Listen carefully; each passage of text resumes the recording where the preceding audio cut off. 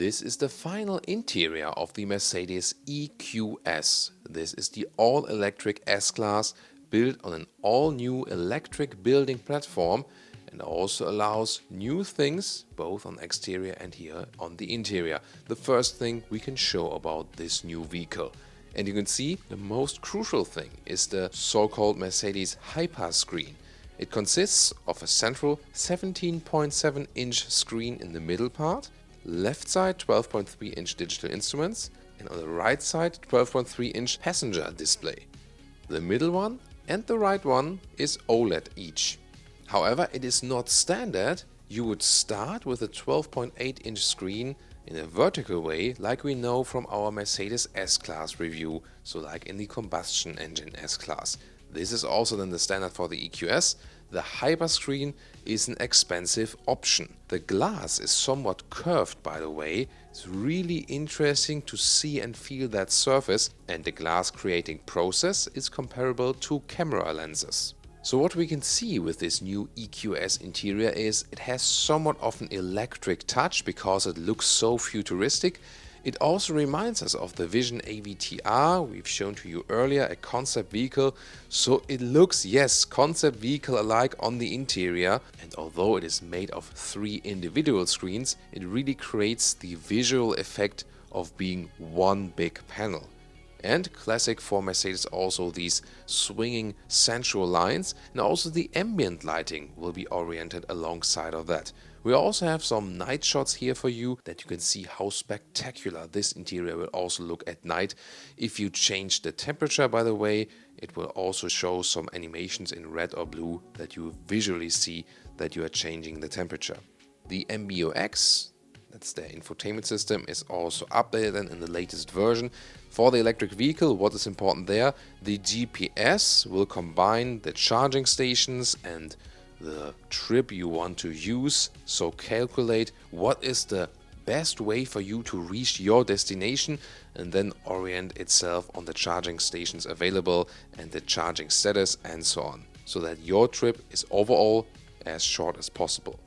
As for the air quality, what's really interesting here is that they are using a big HEPA filter, so the outside air is being filtered and on the inside you only smell clean air. Why did they do that? Of course, they mainly thought about customers in China and their very polluted cities, so there's good air on the interior even though there's much pollution outside. Well, yes, the local emissions, EV are supposed to help for that as well. The HEPA filter, however, is an option once again. Yeah, we know the theme at Mercedes, so many things are optional. Standard, however, are animal-free seats in Artico high-grade leatherette. They are available in black, grey and beige. And you can also get a microfiber seat, that one once again in the known AMG line.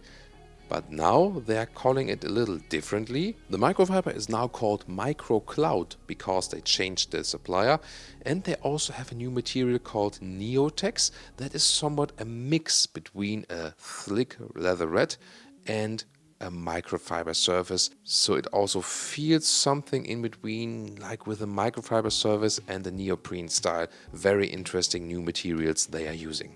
Optionally, however, they still offer animal skin seats, which is not according to their sustainable luxury new slogan. So I think they should have been more consistent with their supposed to be sustainable EV here.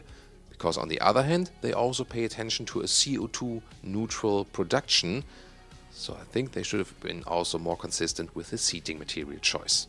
But at least the animal-free seats are standard. As for the steering wheel, you can get at the moment an animal-free steering wheel on request, but it's just a special request, and they also work on that you can pick it directly from the configurator later on. 2 different stylings are available. We already know it from the E-Class facelift or from the S-Class combustion engine model. This is the standard steering wheel, the more elegant, luxurious line. Yeah, in this strange slot design, there's a small vertical slot in the middle part. I said slot, not with you. Yeah, you got that. And they have capacitive buttons that looks cool. However, it's really hard to control while driving, so we really prefer the old solutions for the pre-facelift E-Class model or for the previous generation S-Class. Now again, fancy look, but harder to control while driving. And then there's also the AMG line steering wheel. That looks a little bit fancier, more sporty style. I also have it here from the S-Class review. This will look just the same with the two horizontal fins. Again, a sporty look, but the same hassle with the capacitive buttons on the steering wheel. And another thing taken over from the combustion engine S-Class, the head-up displays. Either a normal, simplified one, or this one here, as we've seen in the S-Class review, with augmented reality functions, especially for the GPS arrows. As for the seat forms, there will be two different seat forms. There's a comfort seat that is a little bit more plush, also a little bit more area to move around, and like special wrap style at the side bolsters. And then there's a sport seat, also thought out for the AMG line. This one then is a little bit sporty and also has this integrated head restraint style. However, considering it's a sport seat, we're still in this luxury segment. It's not a stiff, super tight sport seat. It's still somewhat delivering an open seating atmosphere. Another interesting feature available in the new MBUX screen is that you can get different sound experiences.